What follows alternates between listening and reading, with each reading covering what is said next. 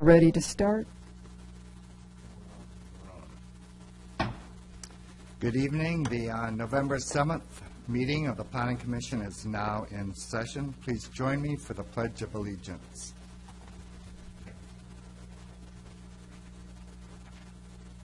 Pledge allegiance to the flag of the United States of America and to the republic for which it stands, one nation, under God, indivisible, with liberty and justice for all.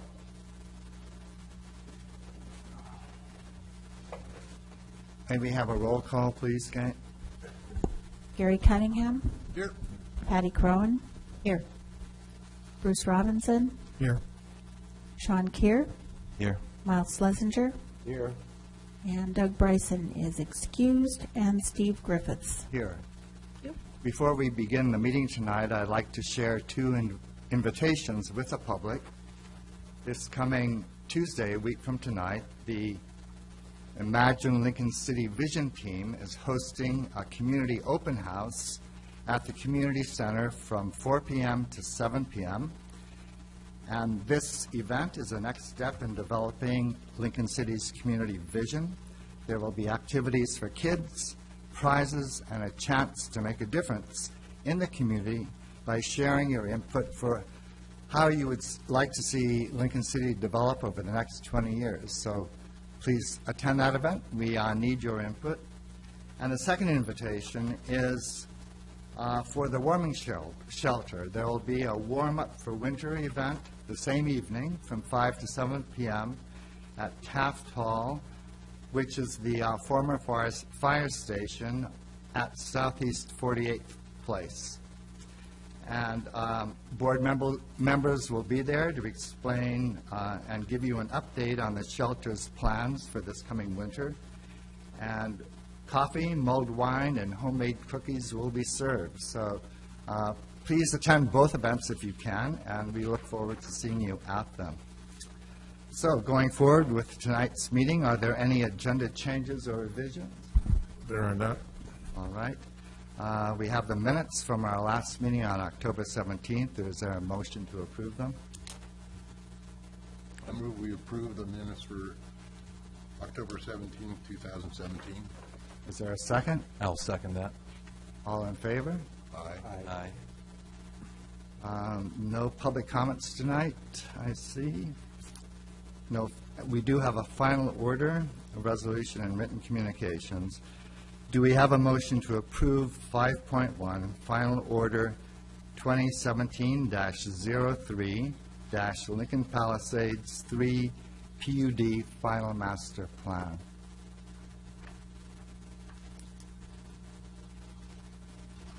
I move to approve final order 2017-03 Lincoln Palisades 3 PUD Final Master Plan. Is there a second?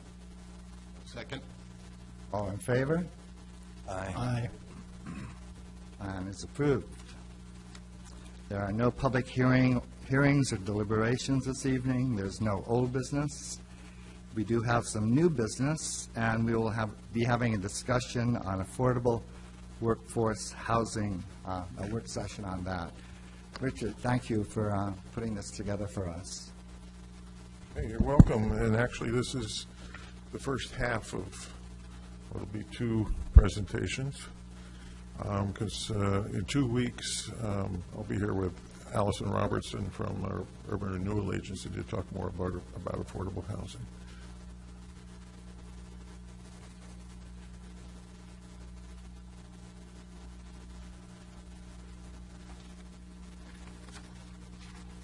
Okay, so just a little bit of background. You got in your packet either a link to the housing needs assessment and also a copy of the housing summary that I did, I believe in 2016 as part of our VRD projects. Gave you those as background materials. I won't go into them. I'll get into the housing needs a little bit at the end of my PowerPoint, but I just wanted you to have those materials so you have that information that's in there. A couple things at your desk are a description of some ordinance provisions relating to our requirements for residences. And also, you have this piece of paper that actually is the key to some maps I'll be showing you in a few seconds. I just wanted you to have that so to make the maps more understandable. The first thing I want to do is look at values in the city. I've got two kinds of maps here. One that just looks at the values of the improvements that are on the land, various lots throughout the city. So that's just the buildings, the house in residential areas. And the other is the land values for the same areas. And we've just got 4 sample areas to show you, just to give you some background information, some, hope to provide some understanding. Richard, before you get very far, can I just ask one question about the statistics you provided us, please? Okay. It doesn't include Rhodes End, right? The That's it. numbers that are in this, In which? the analysis, In the housing need, or the housing summary does not include Rhodes the End. Lincoln City Housing Summary. Right. Is planning staff working on incorporating the Rhodes End numbers into this? Yeah, Because- the reason it doesn't is because of the way the census was done in 2010. Sure. But, yeah, we'll be looking at the city as a whole. Okay, Not but, just- so you'll be able to maybe update those numbers? Yes. Because it's a significant number of houses that are left out. 900. Well, it's 900 Lots. lots, about 750 houses. Yeah, so Yeah, 10% of the houses in the city. yeah. Thanks. Speaking of not Rhodes End, this is the Wacoma area. And the black markings on this are buildings. So we have individual lots shown on here. Those that are in gray are commercial. I wanted to focus on the lots that are zoned for residential purposes. So what you see is the values of the improvements on these lots. And by the scale, as you can see on this piece that I have, the key is the bottom piece there. So the ones that are, well, it's kind of hard to see on this, but you get the idea. The darker the area is, the more valuable the not the real estate, the improvements are, the building is. So you can see, for instance, even up here in the upper left-hand corner where it's light-colored, and these are from 0 to 99,000 for the value of the improvements on the property. This is oceanfront property up here, but the improvements are $100,000 or less. But if you go and look at the land values, you can see that all along the coast, pretty much it's higher land values closer you get to the ocean. The one thing you'll also notice, there's a lot of mix on land values. And you actually see the same on the improvement values too. Things are really mixed. It's not like this area is all large, expensive homes, and this area is all small, inexpensive homes. They're mixed. They're completely jumbled together. Less jumbling on the real estate values. I think you'd find that as you get ocean view or oceanfront, obviously the values are higher. This is up in the Wacoma area. This is 39th running across the top here. This building right here is the Pig and Pancake, to give you an idea of where we are. That little narrow road that goes up towards the casino, it starts right there, right at the top of the map. D-Lake area, you'll see in this area, which is zoned RR, recreation residential, tends to have lower real estate or lower improvement values, lower values of buildings. except in the newest part, which is right in here on the west edge of it. It's has relatively higher. Could we hold it up for just a second?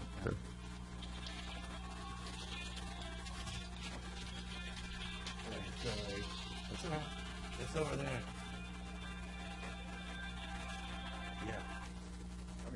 Okay. So this area in the western part of the RR zone has relatively higher improvement values. And up here, there's apartments, so it has very high because it counts the total value. But again, you can see there's a mix, especially as you get further to the west here. Property values, the real estate values are also mixed. Although, again, you see, you can get a sense that west of the highway, and here's City Hall down here, west of the highway, the property values are higher than they are east of the highway. Taft area, again, these are the improvement values. Some of these have high values, like down here at the bottom right. There's a higher improvement value because it's counting all of the mobile homes that are on that property. So there's, I don't know, 20 or 30 of them. The aggregated value is pretty high. Same thing, the school has a high value up here at the top center. But you can see along the ocean front, the improvement values vary. They're jumbled together. Range from 0 to up, like for undeveloped lots, up to some that are $1 million or more value of the house. The land is a little bit different. You see oceanfront property is valued more, and so you can have high valued real estate with a relatively low valued improvements on it, and you can also have lower value property real estate with a higher value improvements on it. In Cutler City, this is the improvement values. See on the north part, so there's some relatively high improvement values, big mix in the center. Real property values, the ring around the bayfront is pretty much unbroken. The land values are quite high, and then as you get to the center, they go down. So that's just some background information. We have this for the whole city. I just wanted to give you some examples to just show you how it is. These are pretty representative of the different things we have going. So the question is what we can do, really what I want to address is what we can do about affordability. We have, as you can see, we have some areas of very high land value. That's probably the number one thing that affects affordability of housing in Lincoln City, and it's probably the number one thing we can do something about in the broad sense, at no cost to the city in particular, and that's principally about increasing the allowed density so that the land cost per unit goes down. We do that through allowing accessory dwelling units. We have a provision in the code now that allows accessory dwelling units. Actually, we have several provisions. In this handout you had, we have some different treatments of accessory dwelling units depending on the zone that they're in. But in most of the city, they have to be 750 square feet or 50% of the size of the main dwelling, whichever is less. That's the maximum size they can be on the same lot as the main dwelling. They can be a standalone. So, like for instance, this one on the right is above a garage, so it's not attached to the main building, and this drawing has an attached accessory dwelling unit on it. We have reduced the parking requirement for accessory dwelling units. Normally for a residential structure, it's 2 parking spaces per unit. For an accessory dwelling unit, I think it's 1. The advantages of allowing accessory dwelling units is that you get more dwelling units on your existing infrastructure. So for water and sewer lines going to the lots that already exist with one house on it. If you want to add an accessory dwelling unit, you don't have to add infrastructure other than the immediate connections. You don't have to extend the sewer system or the water system. And obviously, allowing accessory dwelling units doubles the allowed density of dwelling units in the city. And what that affects, again, affects the cost of housing by reducing the land cost per unit. This is an example of an accessory dwelling unit on the right. This happens to be in Portland. Above the garage on the right, there's an accessory dwelling unit. The main house is on the left. And actually, that main house is a big house, and we'll get a little bit of discussion about later about some big houses like that can be divided up into smaller units or something where that might have been one dwelling unit. It could be several. Another thing that we allow is cottage clusters.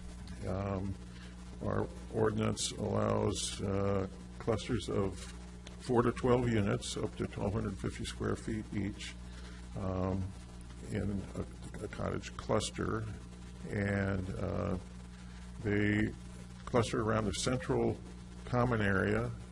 Normally that would be green space, and it has a reduced parking requirement, and again allows the double the density, so reducing the cost per unit of land, and by doing that, reducing the cost of services, water and sewer. And this is an example. Actually, there's a designer, an architect up in Washington State who's pretty much nationally or internationally famous for his cottage cluster designs. This is designed for one that he did in Washington State. You've got, again, the central common area. This is a common building that's used together. It could be some places where they have what they call co-housing, where maybe everybody gets together and for some meals they eat together, cook, and they have a central kitchen in addition to the kitchen in the individual units. Can also be used for game rooms or storing of garden equipment, or, whatever the people there want it to be. One thing you'll see is that parking is generally, some is part of the dwelling units. You can see these three on the left have their own garages and then the driveway that comes in here. There's also centralized parking where people then walk to their homes from the parking. This is just a picture of a cottage cluster. Actually, it's not a new idea. By far, it's not a new idea. And this one happens to have been built in the 30s. But it's still going strong. Nice thing is that the landscaping has grown in well, and it's quite cozy. Another thing we allow in the city to help promote affordable housing is mixed use in commercial areas, where a combination of commercial and residential uses on the same lot, generally in the same building with commercial below and residential above. Can also be commercial in front and residential in the back. Any of those in town? Pardon me? Do we have many of those in town? Yeah, we do. We have, actually, one was just built at 51st and Highway 101 in Taft. And there's a number scattered throughout town that you might be surprised that they're there. They've been there, a lot of them have been there for a long time. And it's just, you see strip commercial and with some residences above. In fact, we just had one that has another one built up in the north end of town, on the east side of the highway, still under construction, really. You may have noticed 101 where they've just poured The blue one, the sidewalk? yeah, the blue one, yeah, next to the vape shop, and, where they just poured the sidewalk, and they haven't put the street over yet. So that's got 4 units in it. 4 units? Yeah, 4 units, and then a small office in the front One of the things that we allow with mixed use to encourage it, in most cases, we don't have a density standard at all. So it's what you can get on the lot is what you can build.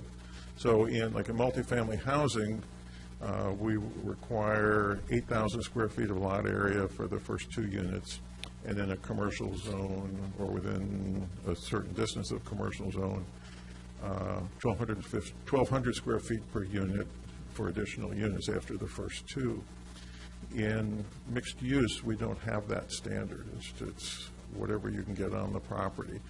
And what happens in this case, with these kinds of cases, and also in mixed use, or with multifamily in general, the controlling factor is the amount of parking that's required.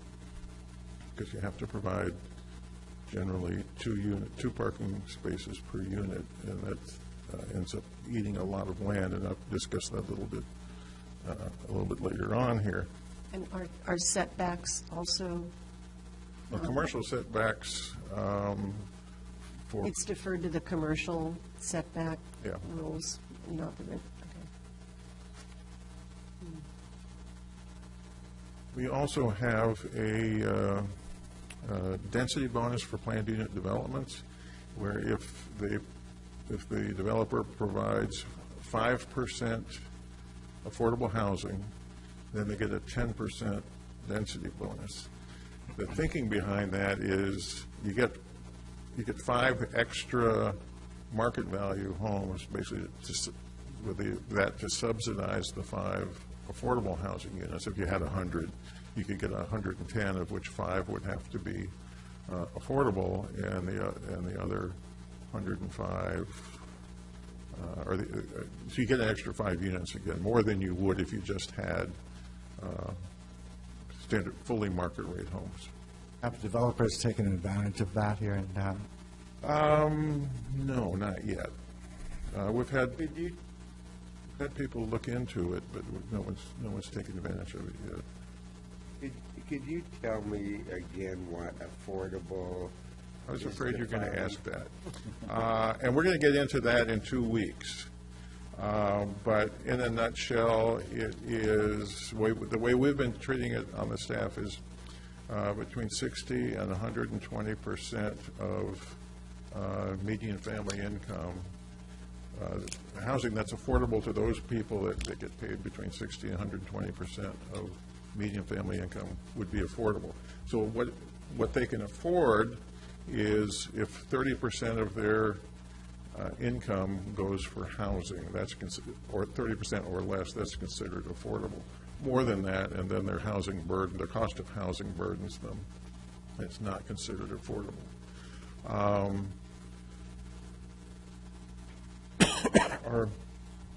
As I recall, our median family income is, depending on exactly what figures you look at, is around $36,000, I think.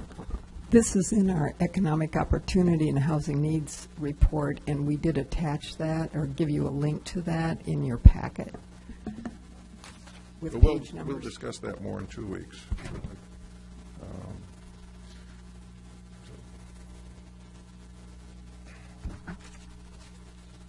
We also, unlike a lot of places, we don't have a minimum dwelling size, so you could have small houses. For site-built homes, actually, for manufactured homes, we have 1,000 square foot minimum for manufactured homes. So where do the tiny homes that are constructed on flatbeds and then moved in, do they count as a manufactured or a site-built home? Neither. Actually, they would end up counting as RVs, and because they're on wheels.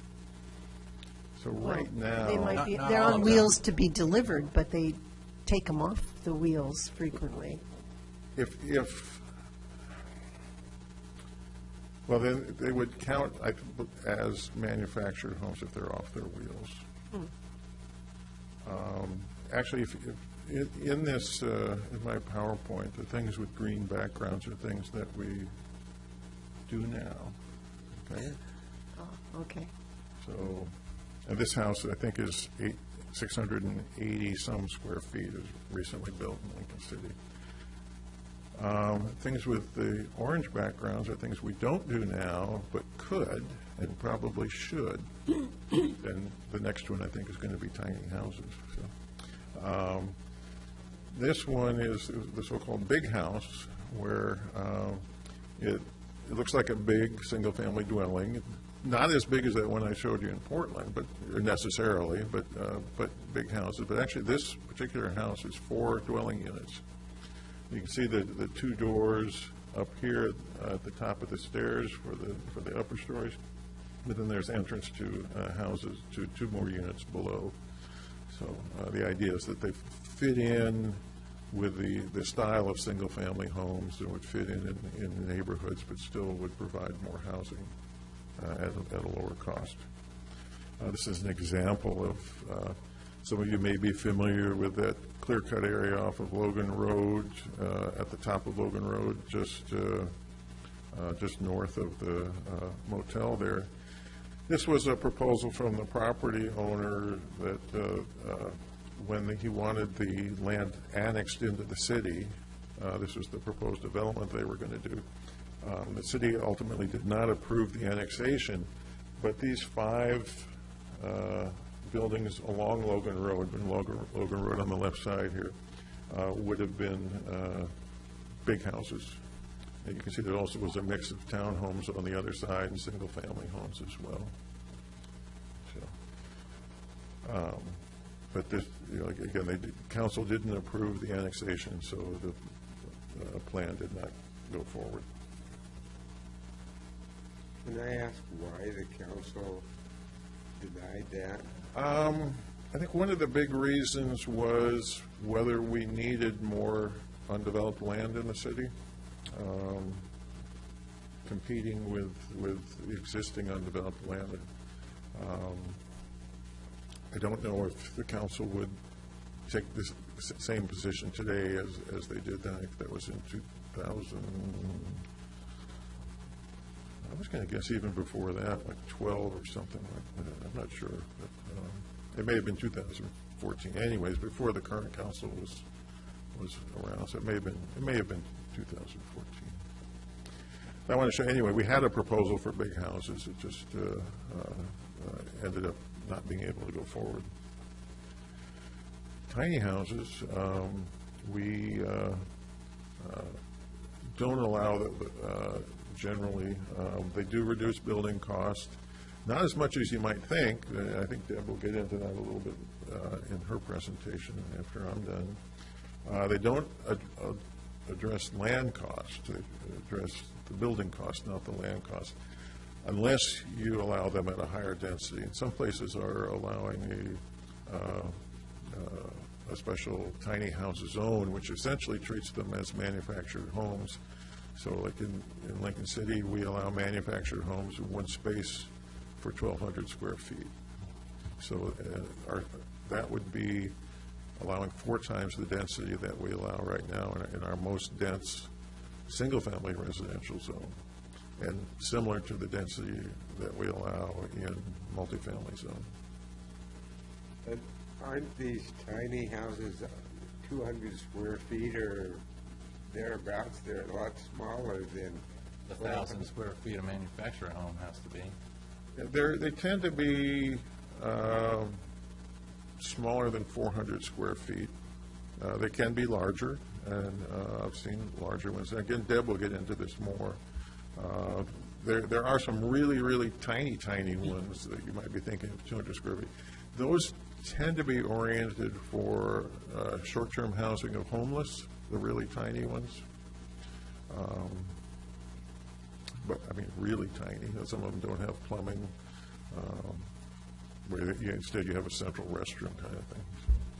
Is one way of getting around the land costs, perhaps creating a community land trust that could be the site for tiny houses like this? I think that's possible, but again, you have the land cost is whatever it is, regardless of who ends up owning it. But it's the zone with the density that you allow is really the way of getting around it. If the land trust or some nonprofit wanted to purchase the land and make it available at a low cost, they would be free to do that. Basically, subsidy for the land cost, that's a possibility. What's stopping the city from being that nonprofit and then taking the tax deductions and being able to take donations from, say, the casino, the Safeway, other large companies? I don't know that anything necessarily is stopping it, other than we may not have the proper skills to deal with that, to do the management for it. There are other organizations that are in the position of doing that and can do it, and it probably would be better for them because that's what they do. Is there any way to recruit? Or We're talking with groups, and give me a couple weeks, and we'll get into some of this. So the cluster home idea has a maximum square footage of 1,250, but there's no minimum Right. square footage. Right. So couldn't that particular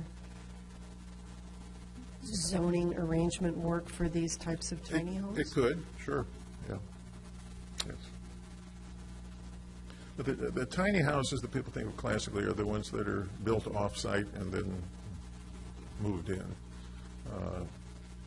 Like you see the one on the left here is, actually this was in Albany, in a place where they build them, or they have an interesting thing where you bring in a trailer and they'll help you build it. And there was one there, it was probably a $250,000 tiny house. It was all copper roof, and I mean, it's like, Yeah, they can get extravagant. yeah, no But I'm no just- expense spared. I'm just thinking with the cluster concept and a common area, it seems to afford itself to this type of arrangement. You'd have a Yeah, it could be tiny done. home you lived in with a modest little kitchen setup, but then a larger sort of common area that all of the folks who have the little tiny homes could use if they wanted. Yeah, that could well be done, yeah.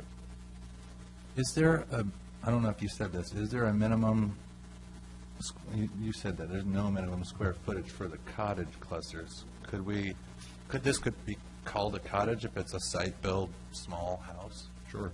Okay.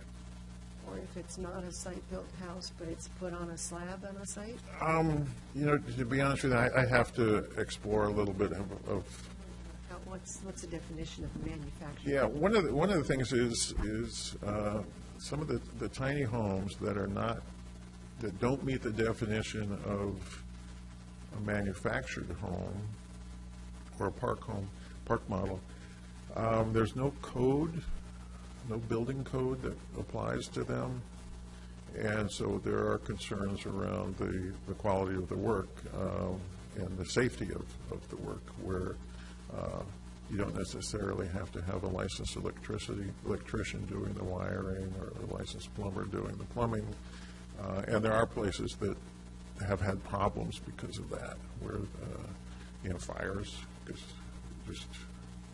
it was small enough that it wasn't subject to the building code, that, and it didn't meet the requirements for manufactured homes, then it has had problems when people didn't know how to do things the right way. Lots of codes, we could just add a few more. What was that? We have lots of codes, we could just add a few more. Yeah, I just, what And actually, codes the do we need state, to the state is allow that working to on happen? Yeah, I mean, tiny house it code. seems to be a direction that a lot of people are going. It's a lifestyle change Yes. that It's a choice that people make, starting yeah. to adopt, and, it'd be nice to be ahead of that curve. I think the size thing is not really an issue, but, basically, we want to make sure that the housing we allow in Lincoln City is safe, and also that it retains its value, that it lasts we have a harsh climate here. So, I mean, those are both things that regardless of how inexpensive or small the housing is, we have to have some standards. Well, manufactured homes don't stand a chance to retain their value. As soon as you buy it, you lost half your money. Well, that is the downside, for sure. There's also things we can do relative to multifamily. As I said, for multifamily housing, we require 8,000 square feet for the first 2 units, and then in the high-density areas, then 1,200 square feet for each additional unit. What we're looking at is maybe eliminating the 8,000 square foot requirement for the first 2 units, so it would just be 1 unit for every 1,200 square feet. So allow more units on the land than we currently allow. We'll allow, have to figure that out, so about 6 units, 5 or 6 units more. But again, typically, parking is a constraint that controls the number of units you can get on a piece of property. So these are things that are at no cost to the city. Principally, we're looking at what I showed you as things that are increasing the density. There may be other things we can do, as I mentioned about the parking requirements, reduce that. Again, parking doesn't just affect the density, but it's the cost of developing property, because you require fewer parking spaces. That's less paving you need, smaller stormwater control facilities, and that kind of thing. So things that may seem like a relatively small change can actually have some substantial changes in the cost. At the same time, we want to, when we're talking about doing work on our multifamily standards in particular, we want to make sure, as we mentioned, that we end up with quality development, and not just cheap is good is not necessarily the only thing we want, because we want, there's other values that are important in the community as well, the appearance of the community, recreation space, those kinds of things. So we want to, there's always balancing to be done on these things when we think about changing some of our standards. There are things we can do that do cost money to the city. Allison Robertson and I just took a survey from the Oregon Housing Authority, on what do you do, what does your city do, and there seemed to be a lot of emphasis in it on reducing, waiving, or deferring system development charges, real estate taxes, permit fees, and those are all valid things to do for reducing the cost of housing, but there's a lot of issues around that as well. One thing, you want to make sure that the savings is passed on to the resident, and it doesn't just go into the pocket of the developer, where if you reduce, for instance, system development charges, if the developer still charges the same amount for the property, all you've done is put more money into the developer pocket, but you haven't done anything for the ultimate purchaser of the property. So we want to make sure that we're able to do that. If we do any of these things, and the council hasn't, they sort of have this in the back of their mind, there hasn't been any decisions on it, but it's a concern. Typically, you want to make sure also that the affordable property that you benefit with any of these kinds of incentives stays affordable. And there's ways to do that through contractually, but you want to keep it affordable for at least 50 years. That's the typical thing. We want to make sure that when someone buys it, they don't get a windfall when they sell it to the next person, but it has to stay affordable. Richard, could you explain to me how are SDCs applied to, for example, multifamily units or apartment buildings as opposed to like a single-family residence? I'm not exactly sure, but I think the principal thing is the size of the meter. For a single-family dwelling, you get a 5/8 inch meter, so it has a 5/8 inch diameter pipe that serves it off the city's water main. For affordable housing, for multifamily housing, the meters get bigger based on the number of units that there are. So the system development charges are based on the meter size, and those are figured on just an estimate of what the normal consumption is for apartments, for example, hooked up to meters of that size. Some places do it across the board based on fixture counts. So you count the number of sinks, toilets, washing machine hookup, the yard sprinkler system, those kinds of things, and then you base your system development charges on that. So it's not basically applied to the number of units in the building? We used to do it on the number of units, and I think we still do with apartments. I can ask the city engineer about that. Or, I mean, sorry, with motels, I think we still do it that way. But for apartments, I believe it's just the meter size. For single-family homes, you just get a standard hookup, and that's what it is. And we have reduced our SDCs in the last year by thousands of dollars, several $1,000s, as we've gotten our bonds, for instance, paid off, or we have the system that people were paying for is paid for. So we reduced our SDCs on that.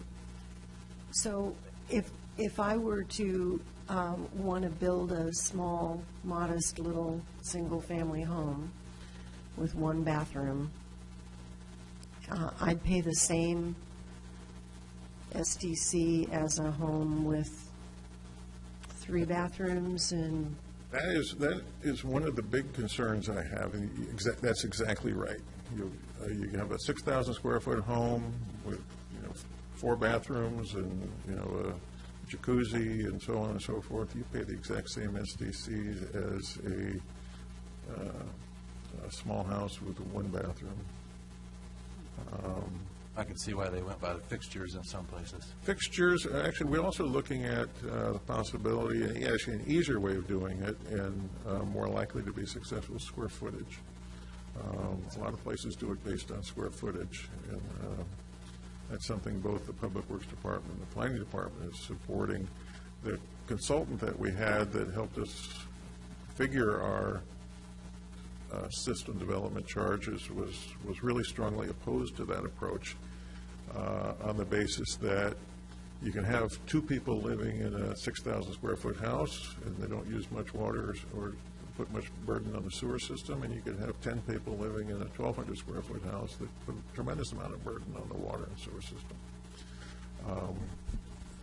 That's the justification. I don't go along with it. I mean, yeah, that's possible. But if you look at the figures in Lincoln City, the vast majority of homes in Lincoln City have 1 or 2 people in them. I mean, it's not just most of them, it's the vast majority have 1 or 2. Yeah, there are some that have more, in particular vacation rentals. When they're full, they can have more. Starting January 1st, they can only have 16 if they're in a residential zone, but it's possible that they can have more. I bought a trailer here in 1990 that was hooked up to city water, and it was my understanding that it had a 2-inch water meter in it, and I think that remained when I took the trailer out and put a modern 2-story, 3-bedroom, 3-bath house on the property. Could my memory be wrong, or is that a possibility? It could be your memory. It could be a possibility. I don't know. A 2-inch meter, that's a lot of water. And that's not just 5/8 inch meter. That isn't just 4 times or 3 times what a 5/8 inch meter is going up to 2 meter. It's a huge difference in water volume. For a single-family home, I mean, that's a lot of water. This was a 54-long single-wide trailer that had 1 bathroom in it and a kitchen sink, and it had tremendous water pressure. Yeah. If you had a 2-inch meter, I would imagine you. But I thought it was left there in 2005, approximately, when I took the trailer out environmentally correctly. I did in Portland, I built a home, and they counted each sink, I think, as a separate thing, and it was a large home, but it had lots of sinks and waters.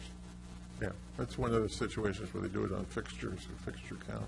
Do we know how our SDCs compare with other communities in Lincoln County? Our SDCs are, actually, we've looked at it statewide, and ours are basically right in the middle. There are places that have no SDCs, and there are places that have very, very high SDCs. And like I say, we're in the middle. I have no idea how the places that have no SDCs pay for their water and sewer and parks and so on. I guess just general fund income, but Taxes. or maybe they all do it by bond issues, and that's all they're going to do. Our SDCs also have a portion that goes to parks, new parks, so it's not just utilities. Right. We have water, sewer, parks, stormwater, Transportation.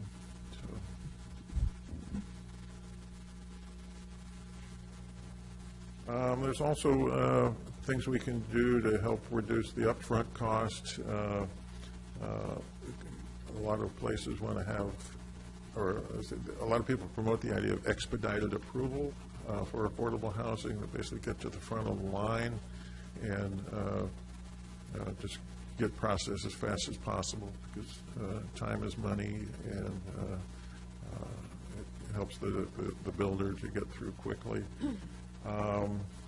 We are, right now, I'm working with a designer to contract with him to develop plans for 4 different houses that would be affordable, smaller houses that would be affordable to build, that we can approve the plans and then make them available to any builder who wants to use them, presumably for no money. So they wouldn't have the cost of the plans. The only cost they would have would be for getting the foundation approved, because the foundation will vary depending on the lot that it's on. And also it would go through quicker, because the only thing that has to be reviewed is the foundation plans. May I suggest you might want to do that for ADUs as well, have a couple of models? Well, I think the houses will be of a size that at least a couple of them will be suitable for ADUs as well. Another thing out there is the state recently authorized inclusionary zoning. It's for multifamily, where if cities can enact a provision requiring those who build multifamily developments with 20 units or more to have 20% of them be affordable housing units. What happens is they have to then, the cities have to provide incentives through reduced taxes or other things to offset the cost of the affordable housing units. Some places are doing that. What I hear from places that are doing it, you're getting a lot of 19-unit apartment complexes being proposed. So I said this was the idea was SB 1533. They also allow a construction excise tax in that law, in addition to allowing inclusionary zoning, which previously was banned in Oregon. They can allow a construction excise tax. Right now, we have an excise tax for schools based on square footage of a building.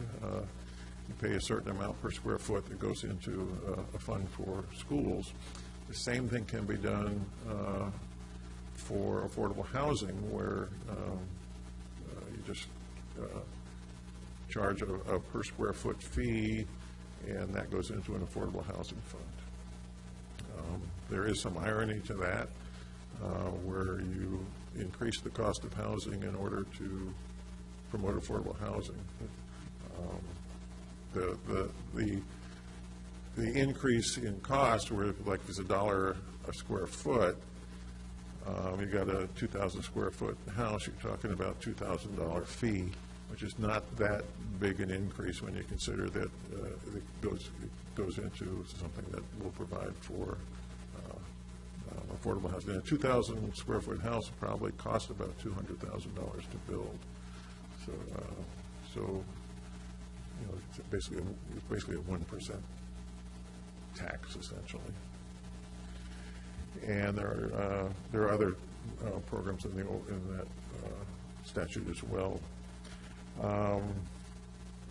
Other things the city can do that will end up costing the city money if we do it is extend water, sewer, and street infrastructure to promote, to really lessen the cost of doing affordable housing, where ordinarily if somebody wants to do a development, they put in the water, the sewer, and the streets, and then pass that cost on to the purchaser. Some places are, in particular, extending water and sewer at the cost of the city rather than at the cost of the developer to promote more affordability. At the north end of Lincoln City, you may remember recently we built a $1 million pump station, which we hadn't done that development basically north of 101, where 101 after it gets up by Safeway turns east-west. North of there, development would have stopped because the pump station that served that area was at capacity. And the next person who wanted to build a house would have to come up with $1 million to update the pump station. So the city ended up doing that. So development can go on in that area. Other things, and we'll get into these last two here more in 2 weeks, but we have city land that can be made available possibly at a reduced cost or even given away for affordable housing. We've done that with the Land Trust and Habitat for Humanity. And we have city land also that we could develop ourselves or develop with other partners to promote affordable housing or workforce housing. As I said, we'll get into that in 2 weeks. Allison is here. I look forward to hearing about that because I think the city does have a lot of potential to work with community land trusts and make that happen. So we also did the housing needs assessment recently, and there were a number of recommendations and suggestions in that. One of the things, explore innovative approaches to SDCs. That's where we can look at different things, not just the standard across the board system that we have, but square footage or deferral and so on, those kinds of things, just taking a hard look at it. A lot of these things are things we've already gone over to some extent. Expedited review, property tax exemptions, reducing parking requirements. There's like a chat group I belong to of planners, and somebody was asking about the multifamily housing standards. They wanted to revise their standards, and the people were just amazed at the places that require 2 parking spaces per multifamily unit, and that's what we do. Most places require 1 or 1.5 is what I was hearing, which would substantially reduce the land cost as well as the development costs. There's, again, a balancing act. You don't want people fighting over the last remaining parking space kind of thing, but you don't want to overbuild parking either. One of the things we want to do is look at how parking is used at our existing multifamily developments and to see if, in fact, there is surplus at our 2 per unit standard. If there's leftover parking that's not used, then we might be able to reduce the requirement.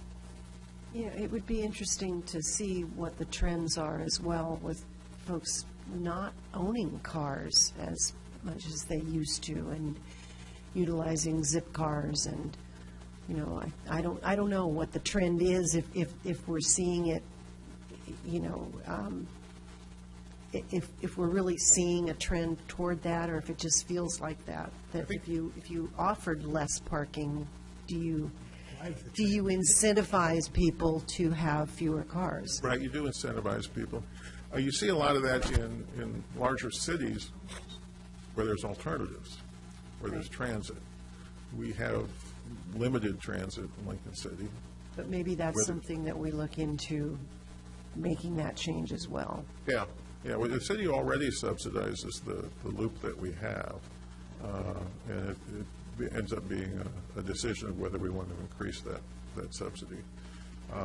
We don't have things like zip cars. We don't have the density for that. I don't even know if we have any Lyft or Uber drivers. I'm not sure. I've never tried to get it. I don't think we do. And again, we don't have, I think, the density that people want to be able to do that. Well, and again, if we're looking at, we're looking at imagining Lincoln City in 20 years, and I know a lot of the comments that we received, in addition to this need for affordable housing, or, and more housing for folks who work here, that want to live here, is also walkability and other ways, other transit. So, maybe it's a futuristic view that we can think about. Yeah, and that's one of the reasons why mixed use is important, because it locates housing near employment. People talk about the Villages property as a great place for affordable housing, and to some extent it is, but we're also looking at that as a place for, maybe we can do land trade or something where we can promote affordable housing in some places closer to employment. So swap for existing land somewhere else and develop the Villages one way and promote affordable housing, provide affordable housing closer in. Or even in the Villages have mixed use, so people don't have to use their cars as often to go shopping.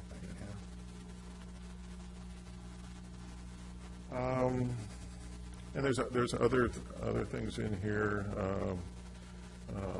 that one is facilitate development through a local accelerator. That would be a huge partnership, a huge undertaking to establish a partnership. And one of the issues we have with development is that there really aren't many developers here who develop like a whole subdivision at a time. We have a lot of infill development, with a lot of people that may do a subdivision, divide the land, but they don't do the development. They sell the lots, and then the individual property owners arrange for development. There are a couple of exceptions to that, but in general, we don't have the developer who builds 100 houses at a time, that kind of thing. So having an accelerator with our local developers may not be possible, but also something we're exploring is developers from the valley who for one reason or another don't come over here, but with the proper setup and incentives, they might be willing to come over here. So the mobilization costs of a developer coming here are very high, just in terms of housing for their crews. Where do they put them is a real issue on that.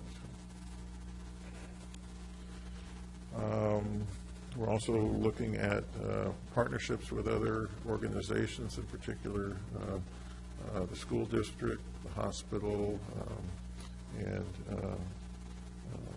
looking at also for possible funding sources and those sorts of approaches. Again, these are recommendations from the Housing Needs Assessment of things that we might want to consider. It said establish and fund an affordable housing program. In fact, we do have an affordable housing program. The construction excise tax, if we do decide to enact such a thing, would end up providing additional funds for that. The Villages at Cascade Head property was purchased in part with affordable housing funds.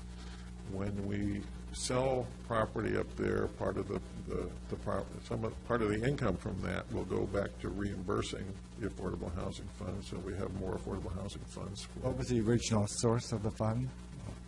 Most of it came from water hookup charges that we had for people who wanted water outside the city limits.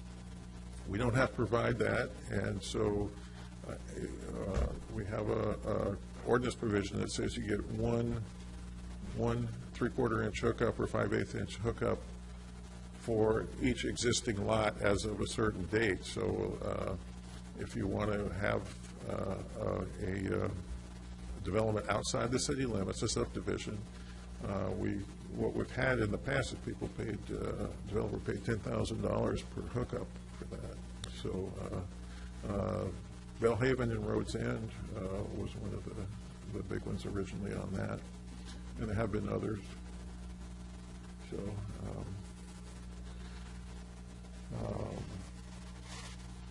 the idea behind that is whether it was principally for getting land for affordable housing and to make it available, for instance, like to the Land Trust or to Habitat for Humanity and so on.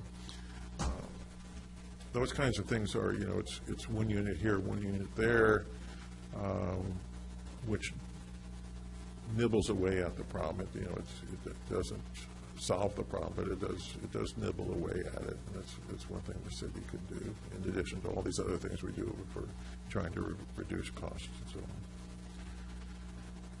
And let's see, so they also recommended regulations could possibly consider inclusionary zoning, pre-approved designs, which we've talked about, and look at the zoning code for barriers. And we had an interesting thing recently where we had a developer who was considering a cottage cluster, but ultimately decided not to do it because we had a requirement or we have a requirement that when you want to clear a site for development, not just for your one house, but for a development, you have to have a report from an arborist.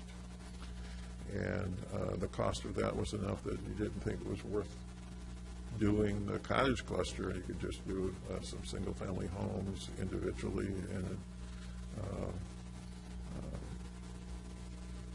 it would just work out better for them. So those are the kind of thing we need to take a look at and see if we have some barriers that would dissuade people from doing things that are good ideas, I guess. Isn't that a requirement for any plan development? Yes. A tree protection and You have to have a tree protection plan, yes. So the cottage cluster has a separate? No, it was just a piece of the pie where he had to have that and didn't want to do it. Thought it was cost too much. Well, and another, along with that, our tree regulations say that you can only remove trees from a building lot when you have a building permit for that lot. So, and I just got a comment from an architect the other day that adds a lot of expense because you have to bring that tree service over multiple times. But of course, the reason that we have that is because we had developments that clear-cut their sites, and then they went into default, or the market slowed down, and so for years then we had bare sites with a lot of Scotch broom growing on it, and so, it is a balance. It certainly is a balance. That's what I have. That's our short presentation for tonight. Fred's going to do the long one. Well, thank you very much. It was very informative. Any further questions for Richard? No, 2 weeks from now it'll be fun. Yeah, we're looking forward to that. Yeah.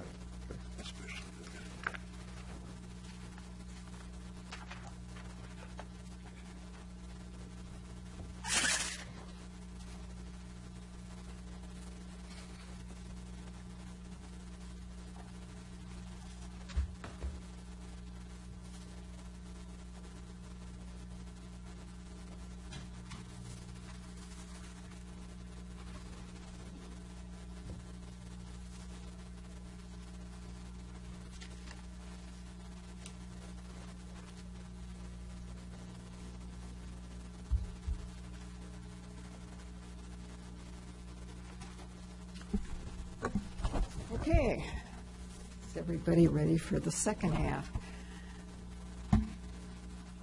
Last weekend, I went to a 2-day summit on accessory dwelling units and small homes in Portland.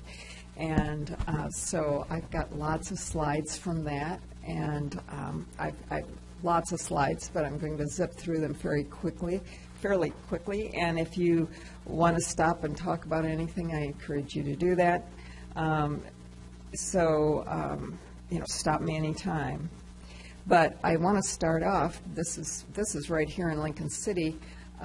Kate gave me some slides of small dwellings that have been built recently right here. And, occasionally we get somebody who comes in and is trying to make a point of, why don't we allow small dwellings? Sometimes they say tiny homes, but what they're really talking about are just small dwellings in Lincoln City, and we do. And as Richard pointed out, we don't really have any restrictions, minimum restrictions on size. Kate has prepared this handout. I think you all got that, and it talks about the minimum requirements for residents, so you can see for yourself. But anyway, here are a number of them in Lincoln City that have been built recently, fairly small size. Richard showed this one in his PowerPoint. These, Kate, do you remember how these were the 1251 and 1271 on Southwest 63rd? Did you say they were about 600, 700? Just a little under 800. A little under 800. Okay. And here's a proposed one with a footprint of only 240 square feet, and it's proposed to be 2-story. So that's kind of an interesting proposal. Here is one, another small version. This is just the plans for Northeast 19th. And you can see that the floor plan here, it's a 1-bedroom, 1-bath with a den and a living room, kitchen, sort of great room. So anyway. There's some at Olivia Beach, too. Are those homes built here? The ones that I showed photos of are, and these are in the works. So now, going to Portland for the weekend. This was our tour. We had the first day was sessions indoors. There were 3 tiny homes that were out in the courtyard of the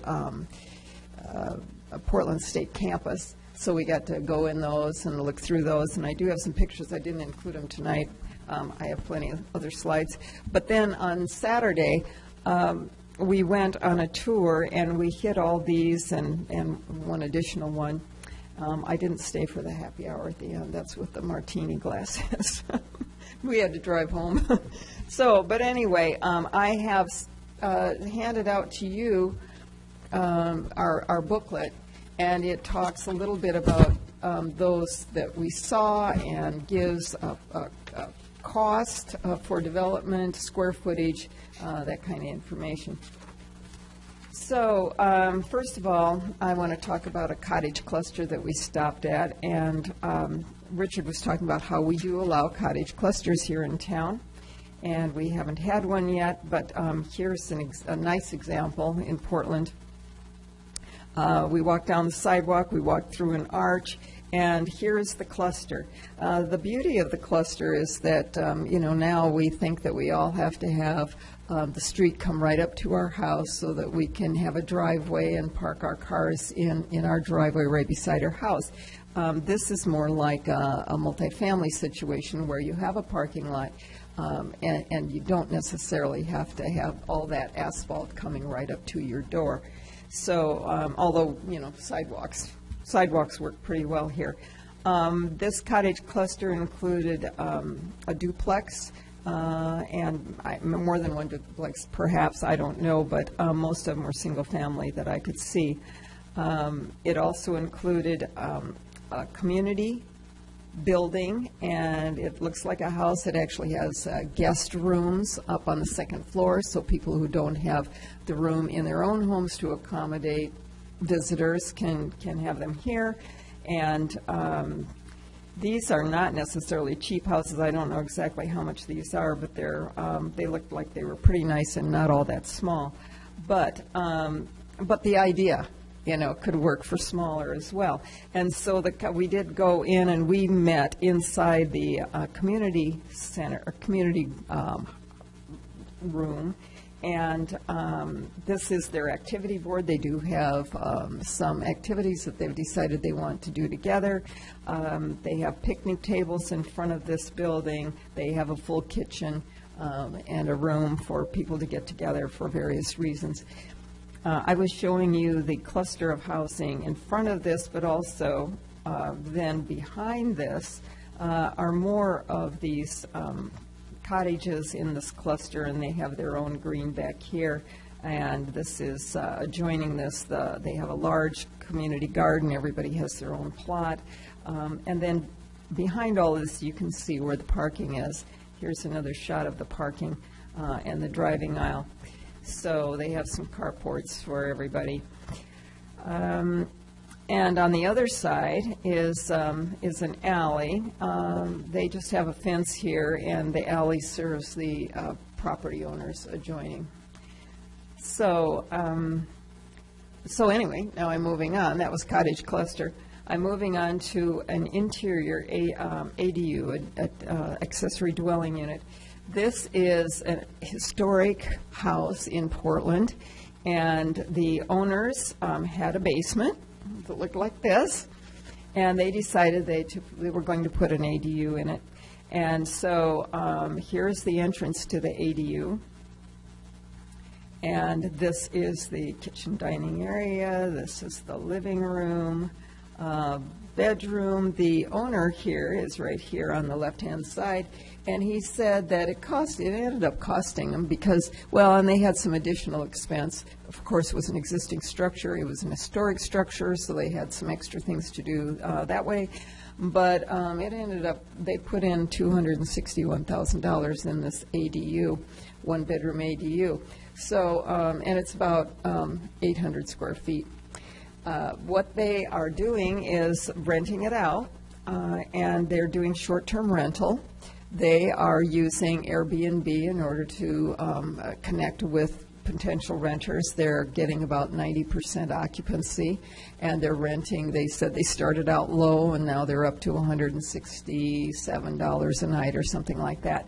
And so their idea is that they are going to do short-term for a while in order to recoup some of those costs that their outlay of expense. Then they are thinking in a few years they'll probably go to a long-term rental, and eventually they'll have this room for their caretaker when they get to the point where they need help to stay in their own home.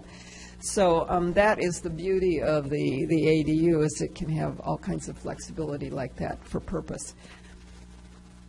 Here's another ADU. This is and this is a separate detached ADU. This is the main house here, the reddish-orange one, and the ADU's in the backyard. Here's a very compact kitchen. The refrigerator is under the counter. This is the hallway, the bathroom, the bedroom, and this is the contractor / architect who designed this. He's also the homeowner, and you can see in the brochure, this is number, I believe this is number 5 here. This was a cost of $90,000, not including 1,000 hours of labor. Square footage is 360 square feet. And so the same thing is true here. The owner said they were planning to do short-term rental for a while. Then, they'd probably go to either personal use or a long-term rental. So various uses potential. This is a conversion of what was a single-family home, and in this case, they made it into 4 units, one in the attic, the upper floor, the kind of the main floor, and also then a lower level. And so here you can see the lower level access, ramp down to that, and on this side, a barbecue pit area out of French doors that open up, and also just the relationship to the backyard.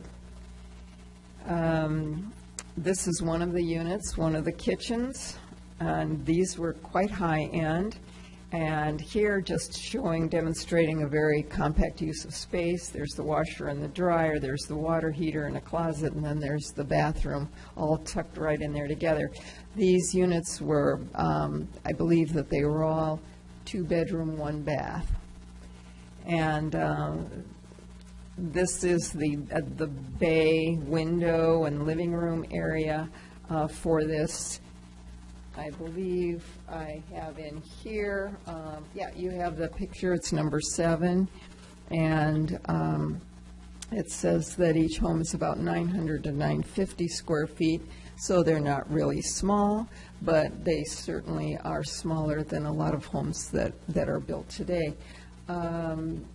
They had a sales marketing sheet there, and one of the units was $382,000, and then they, talked about the monthly payments and on a 30-year fixed mortgage, $200 homeowner association fees per month. But, this point was made several times during this thing, is that, that doesn't sound affordable. In Portland, the average home price is at least probably $100,000 more than that. So, it's all relative. So when you're talking about affordability, there's a wide range of need. So anyway, just, something to keep in mind. The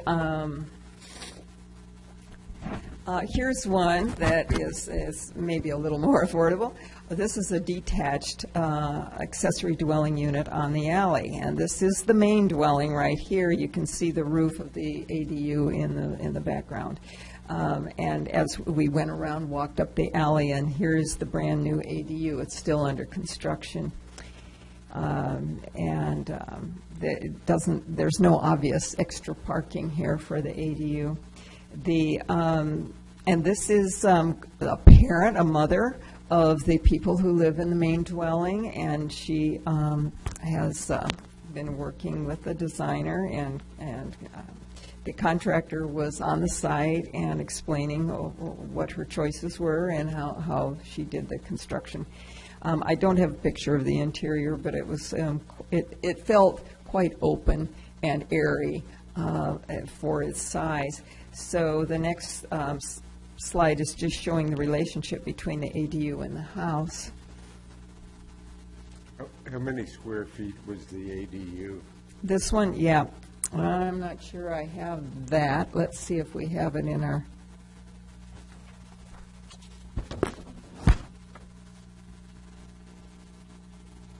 This one, I think, is maybe number 4.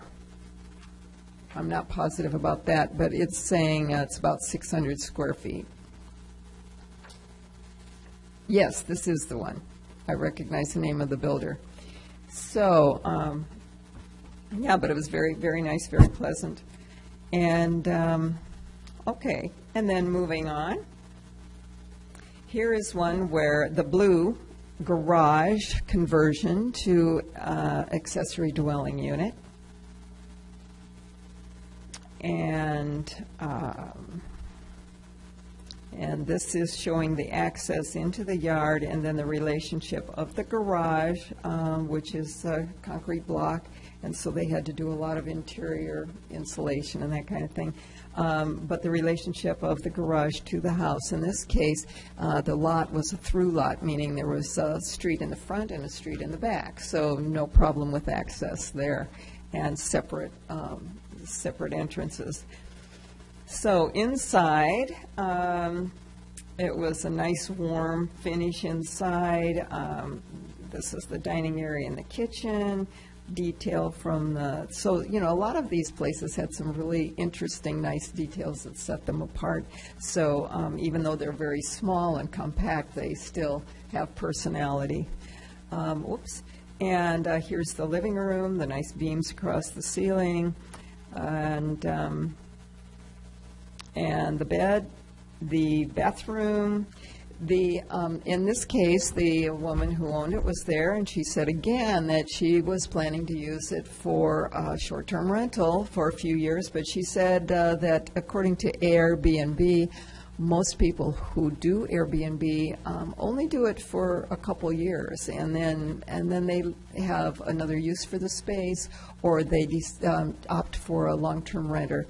I think a lot of people get tired of washing the sheets, literally. And the one guy, the first ADO I showed you, said that they did it. He and his partner did it for a while, and immediately then decided that it was that they were going to get somebody to clean for them because it got very tiresome. So anyway, this woman who owns this one said, she didn't see the big deal about the short-term rental because she just figured people wouldn't be doing it very long, and then it would be affordable housing available.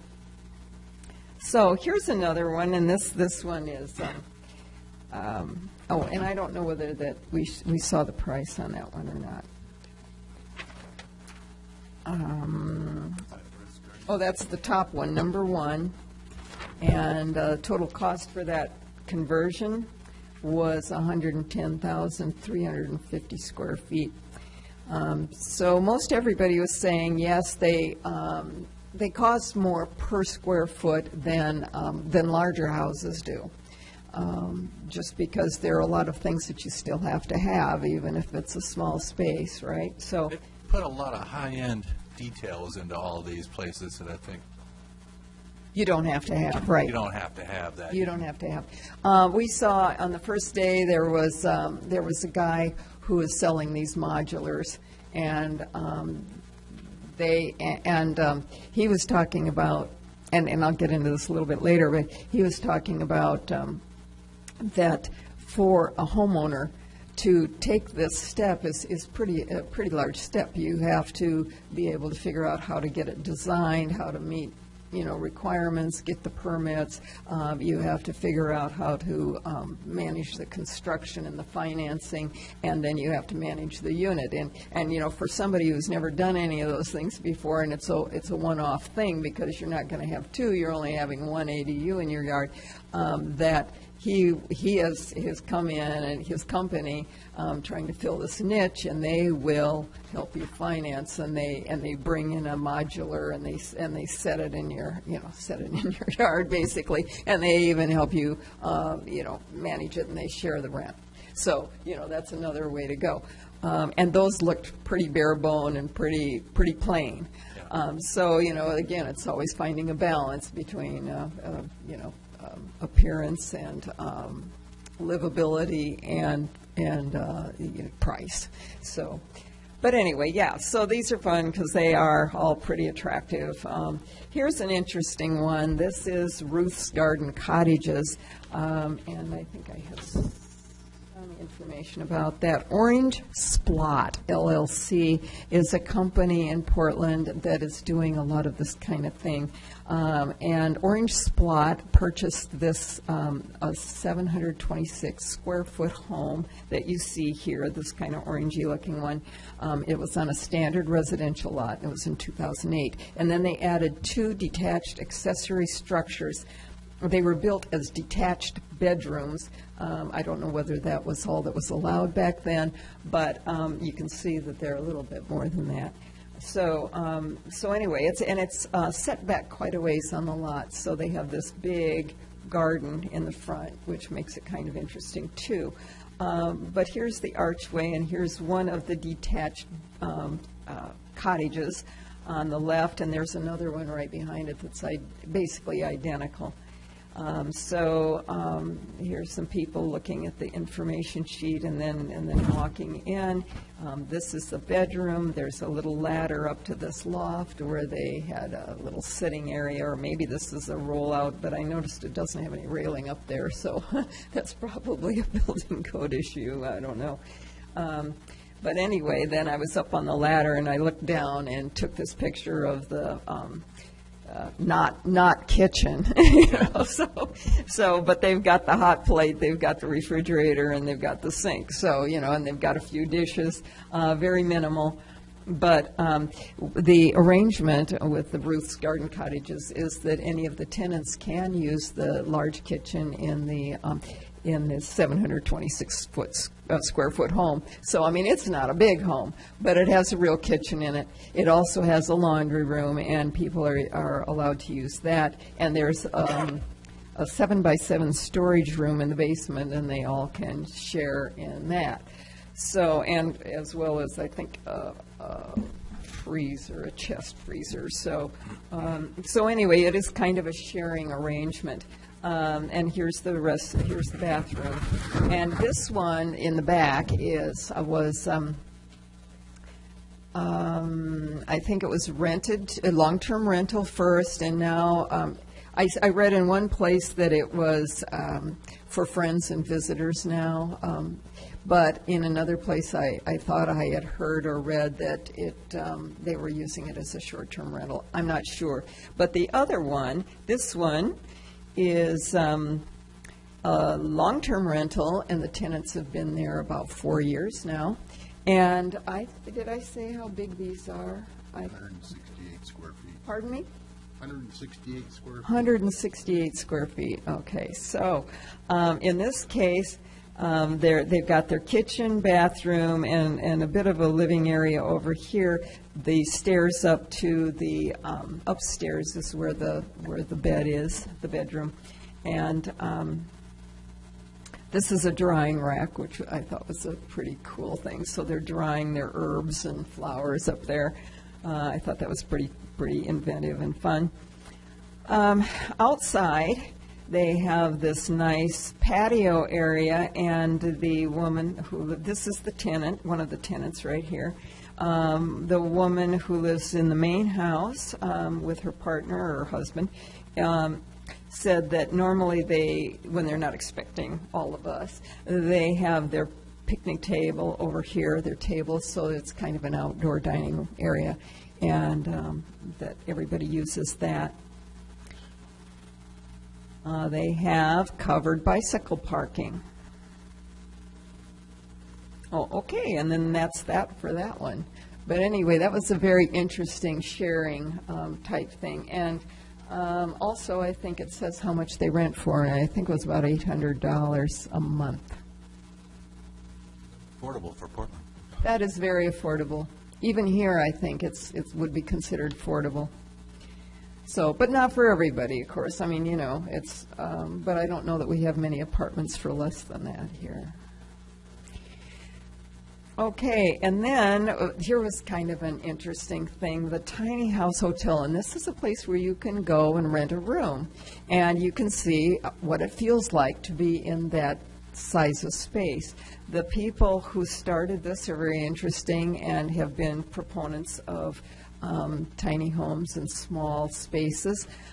It was interesting, a couple of contractors who were either presenting or just in the group talked about how they were building these really large homes and, you know, just decided that they wanted to do something different. They didn't like the idea of building 4,000 square foot homes, and so they put their hammers down and so forth. You know, I mean, they all had kind of different stories, but they really wanted to explore this idea of small, affordable housing. And so these people started the Tiny House Hotel so that people could have an opportunity to actually stay in one of these tiny houses, and they're all on wheels. This is in a commercial zone, and so they first rented them, and then, you know, used them as hotel rooms, and then now they've gotten to the point where they've actually bought some of them, they've owned some of them, and but they're all very unique. So the tiny homes range in size from 120 to 170 square feet, and it says, and can accommodate 1 to 4 guests, so you can imagine 4 people in a space like that. But, you know, essentially it's probably kind of like a hotel room. So So here is the community area, central area, and this is just black asphalt, and they painted it. They have a fire pit, and people are sitting around. They've got a cover, so the day we were there, it was kind of raining. And so, yeah, it was pretty interesting. This is one of them, the skyline. And when you open it up, you know, it's got this kind of rustic wood floor, rustic interior, very unique. I believe this is the corner of that kitchen. Some of these are kind of mixed up. I couldn't remember which ones went with which exterior. There's a bathroom and an old ladder for a towel rack. And here's one where the bed is underneath and the couch is above. In some places you have the couch below and the bed above. Let's see. Oh, yeah, here's the one that looks quite spacious. And you climb up to sleep up in the loft. But all of these, I think that had to use, everything has to kind of serve a multiple purpose in a place this size. But it's probably pretty important, and one of the architects that we heard in one of the sessions was talking about how it's really important when they're talking with their clients, they urge them to have an experience where they're living in a small space to make sure that they're able to do that. And a lot of it is parting with possessions. You know, you have to be very selective about the artwork that you want to bring with you and the number of dinner plates, number of forks, because you just don't have that much room. And so you really have to simplify your lifestyle. So anyway, here just more, you know, different shots of interiors. Counters. And then, okay, so then right beside this is the grilled cheese grill, and this is like a food cart, essentially, here, and then the bus is the dining car. And so people go in there and they buy their lunch here, and then they go in the bus to have their lunch. That was pretty amazing, yeah. But this is turning this whole neighborhood around, I think. Very creative. Yes, yes. Our cocktail spot for people who stayed was right across the street at a kind of neighborhood bar type place. But, you know, it's really sort of changed the complexion of the neighborhood. Also in Portland, this is the end of what I'm showing you from the ADU workshop. But I also want to say, and I think I get back to some of the things that I learned in the sessions later, but Portland apparently is sort of the leader in the United States in terms of accessory dwelling units. And there were people from Washington State, California, I think Idaho. There was people from Canada. There was a speaker from British Columbia, and apparently British Columbia is sort of the leader in terms of North American continent, so they even have outdone Portland. But anyway, then Kate has a couple from, somebody sent her some a couple ADUs that they've done in Portland, and these are kind of interesting. I'm kind of interested in seeing what you think. The ADU apparently is on the bottom floor here, and then the top 3 levels is the private home, the main home. So that's a pretty tall one.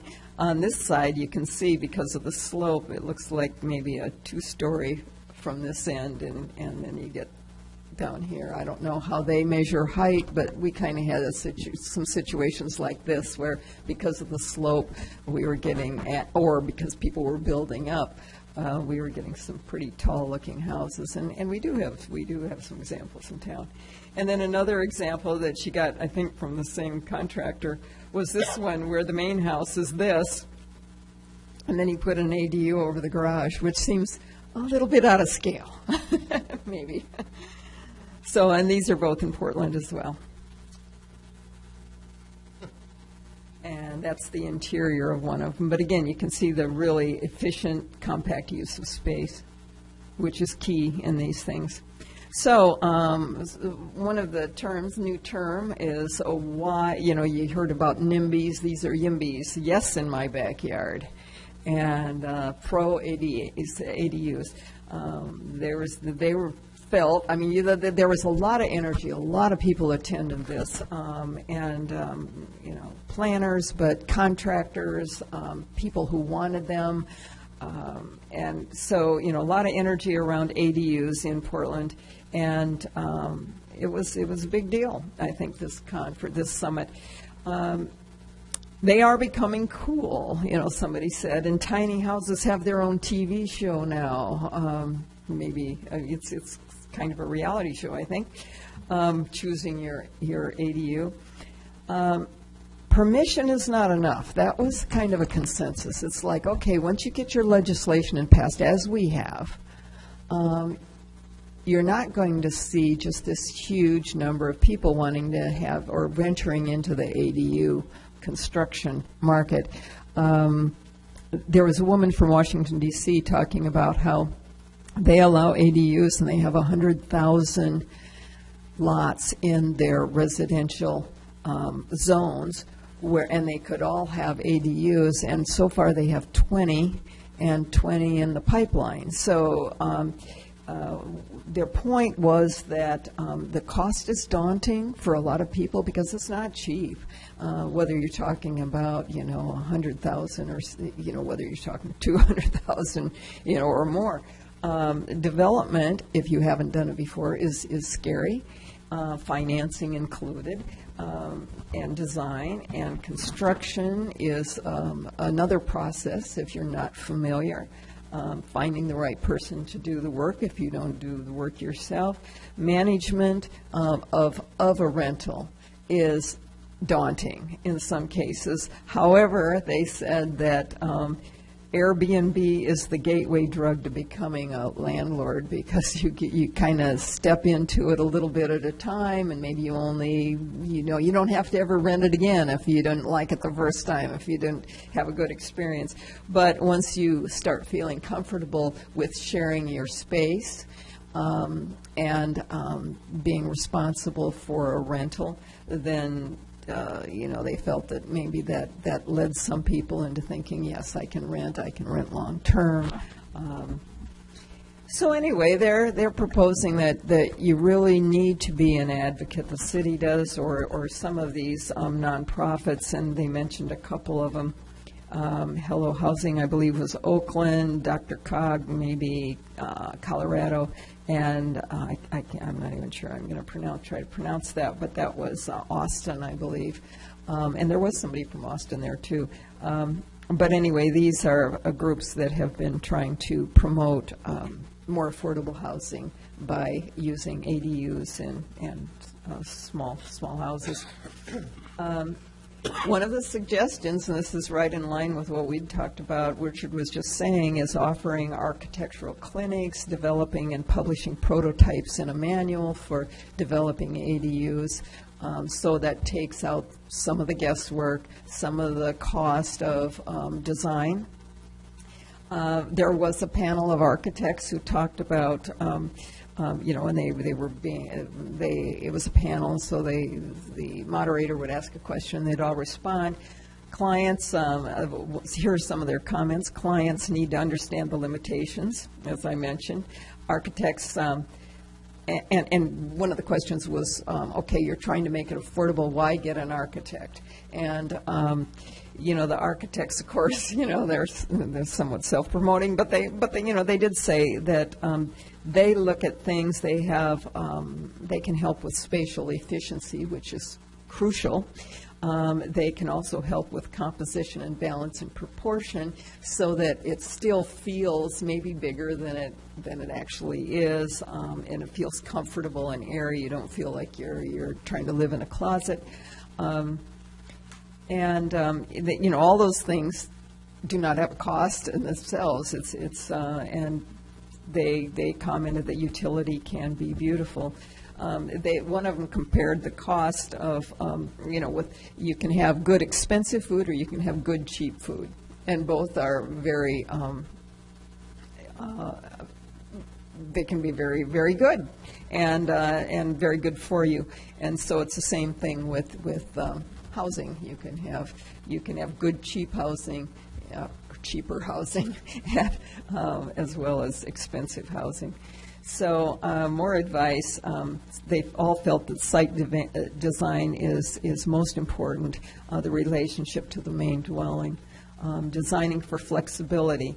One of them recommended, trying not to have, only one bathroom in an ADU because it's a small space, and also making the point that some people, have designed things and they wanted to have a big bathroom, they wanted to have 2 bathrooms, and then they wanted to have a big bedroom, and they ended up with no social space, no place to invite somebody into your home, really. So they recommended that the main house and the ADU should share things like laundry, storage, parking.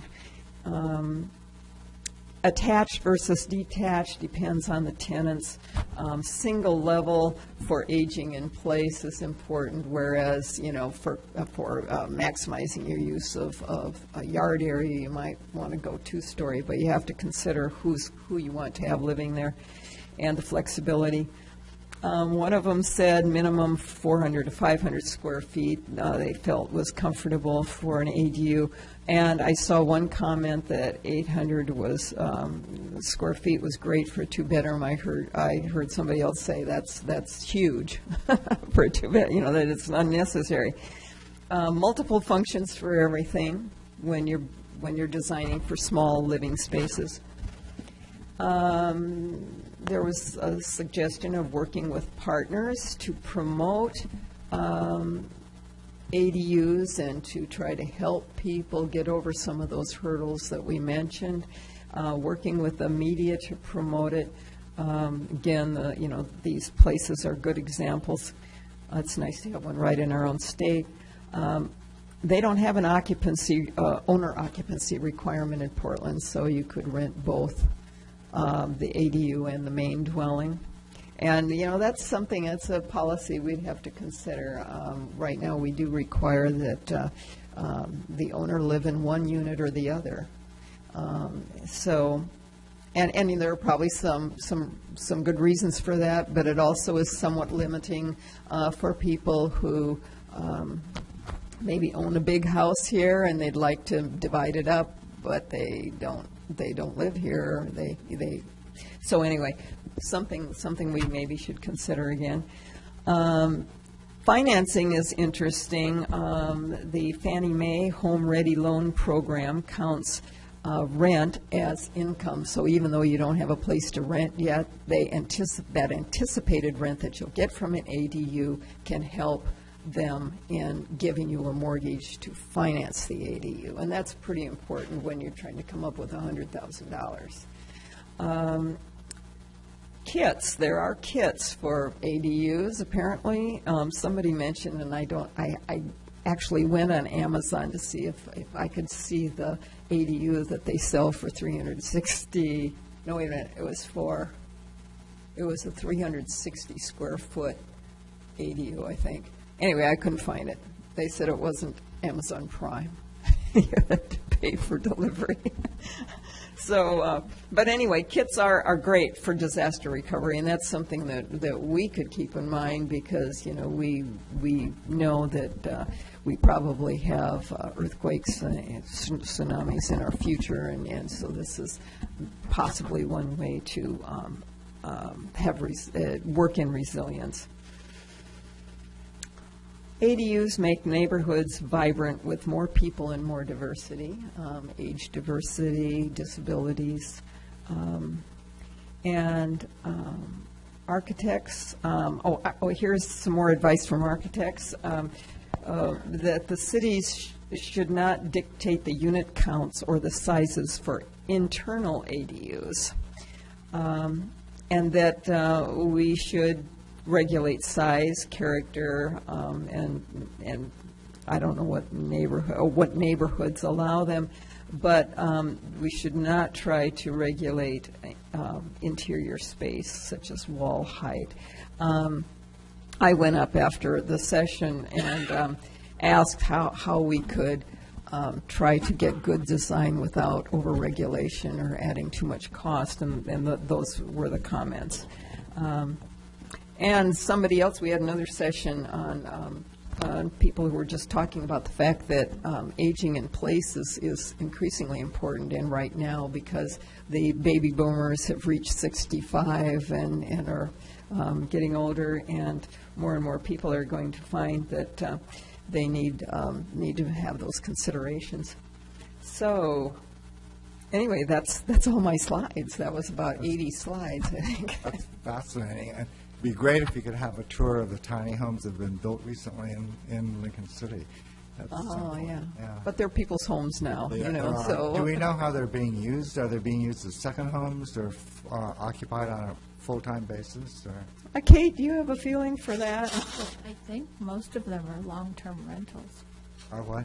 Long-term rentals. Long-term rentals, great. Thank you, Deborah. Any questions? I have one, just clarification. One of the last slides you had up had architect's comment, shouldn't dictate unit counts or sizes for internal ADUs. When does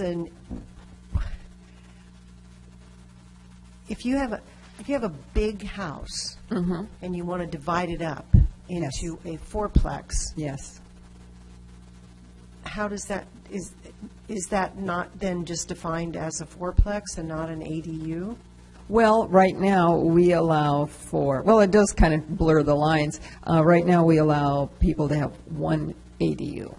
So if you had a 6,000 square foot house, maybe you were using it as a great big VRD, and now you're not anymore, and you thought, okay, maybe what I'd like to do is have 3 rentals in there, or 4 rentals in there, or maybe I want to live in part of it and rent out 2 smaller spaces.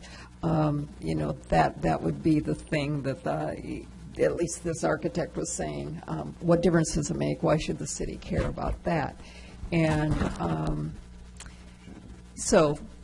it's something we need to think about. Maybe we do care, maybe we don't want, we're concerned about traffic, or maybe some neighborhoods just don't want more than one family, or more than one tenant in a single house. So, but we don't allow that now. We allow one accessory dwelling unit per single family home. Okay, but for example, the development that Richard spoke of that's on the way into Rhodes End on Logan next to the Liberty House. Okay. They had planned along Logan to have, 4 big houses, 4 or 5 big houses. Yes, right. Which were Basically fourplexes. fourplexes. So those aren't ADUs. Is that simply a zoning issue of allowing it to be a multifamily? In that case, with the big houses, the site had a certain allowed density, and the way we handle planned unit developments is you can essentially do whatever you want with that allowed density. You can put it in multifamily, you can put it in single family. So they had a certain number of units, and the idea was 20 of them would be in those 5 big houses. Okay. So, because, this is something you see very frequently, for example, downtown Sacramento. Very large homes that were built at the turn of the century that have been divided up into apartments.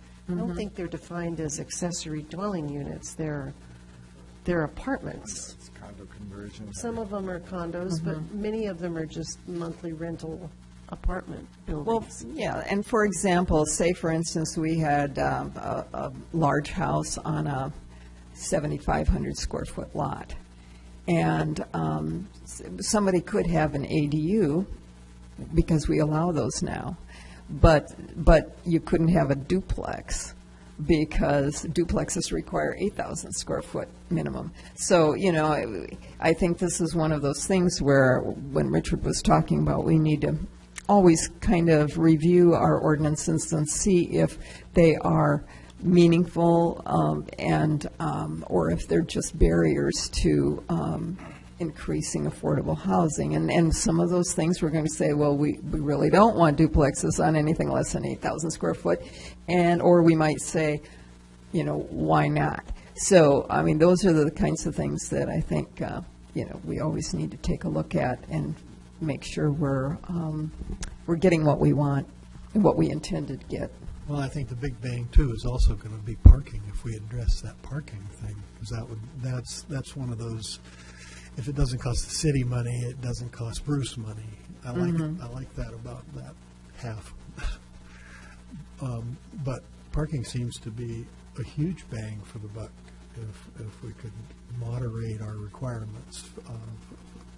It seems like it would help. Yes, and I think that's, one of the, Richard and I, the week before I was at this ADU conference, we went to the Oregon American Planning Association and International Planners Association conference. And one of the big topics there was autonomous vehicles, self-driving cars. I think did you say something about that earlier this evening? And, everybody is trying to anticipate what that means in terms of how much parking we'll need, whether we don't need as many parking lots anymore because cars will go back home, I guess, after they drop you off, or whether people will be doing more ride sharing and with Lyft and with Uber and taxis. In addition to transit. So maybe we don't have to worry so much about having enough parking. Right now, the most recent apartment complexes that we have here in town, I talked to at least one of the owners who said, no, he thought the parking standards were about right. But they did take advantage of calling a number of them senior apartments so that they could reduce the parking requirement from 2 per unit to 1 per bedroom. But it worked out okay. So, again, I think it's just one of those things we just have to continually review and assess. A question occurred to me earlier. When we did the ADU thing, did we do anything about permeability and lot coverage? Any adjustments to allow for another building? I don't know. Did we, Richard? Does the ADU ordinance have anything in it that allows for increased lot coverage, building coverage? Or Kate, maybe you know that answer. I don't think so. Right offhand. I don't recall that. No. So that might be another option for increasing affordable housing. And for the ADU, allow larger lot coverage. It could be. Good point. I have a question because I think we've talked around it and we may have answered it already, but where I grew up back east, lots of old houses were subdivided into multiple apartments. Yes. Is that permitted in Lincoln City or Taft? Because I know one that's being rented that way. Well, it depends on what zone it's in. Okay. We do. I mean, if it's in a multifamily zone, of course. If it's in a single-family zone, then it depends on whether it has enough square footage to be a duplex. Or I'm saying 4 or 5. Okay. Not just 2. Well, in our We have a regulation that stops that. Well, in our R15 zone, for example, you're supposed to have 5,000 square feet per unit. Or for a duplex, you can have, 8,000. So if you're going to have 4 units, you have to have a pretty big lot. But the house was built already as a unit. And then it was turned into multiple apartments. Right. So Well- you're not really building multiple units. Well, that would depend on when it was built, because like in Rhodes End, there's a number of, I think, 4-plexes, 3-plexes that were lawful when they were built, even though it's a single-family zone now. But if someone has done that in relatively recent times, basically built a single-family home and then essentially surreptitiously divided it up, if it's not a big enough lot, it could be illegal, essentially. I won't tell you who it was. And so then, you get back to that question of, some of the people in Portland were saying, why restrict the number of ADUs? But it does turn your single-family house, when now we're allowing a single family to have, any single family basically, to have an ADU. But then, maybe it creeps into being a triplex or an actual 4-unit type. And then we have to say to ourselves, does that matter? And why does that matter? Yes, that's the question. Why Yes. does that matter? Yes. Well, it matters when we start taking the problem serious. When we start adjusting our attitude a little bit to allow for more cars parked on the street, or more density, or Right. more lot coverage, in order to solve what we're now beginning to perceive as a crisis. Right? Well, thank you, Deborah. Yeah. You're welcome. Thank you very much. You're welcome. Do we have any reports and comments from staff, Richard? No. And future agenda items and next meetings? Okay, on November 14th, from 4 to 7 p.m., we have the Imagine Lincoln City open house at the community center. She mentioned at the beginning of the meeting. On November 20th, the City Council is having a work session at 5:30 to go over the draft of the plan for the Villages at Cascade Head property. And you all are welcome to be there. It's not a joint meeting, but you're welcome to be there. On November 21st, the next night, 2 weeks from tonight, the Planning Commission meeting. The only thing on the agenda right now is Affordable Housing Part 2. Any comments from commissioners? I just have one. It occurred to me when we were going over the Lincoln Palisades PUD final master plan, and we had the discussion about the large city tree and the Sitka trees that are unfortunately going to have to come out because of the way the road was aligned through that piece of property. I started thinking about a tree ordinance, and then I realized that we actually have a tree ordinance. It's really long. Yes, it is. And I'm wondering if it would be possible for us to perhaps revisit it, maybe simplify it, and at least clean it up a little bit. For example, reading through it, it talks about the removal of protected trees being prohibited, but I don't see any definition of what a protected tree is anywhere in this. It's in the definitions.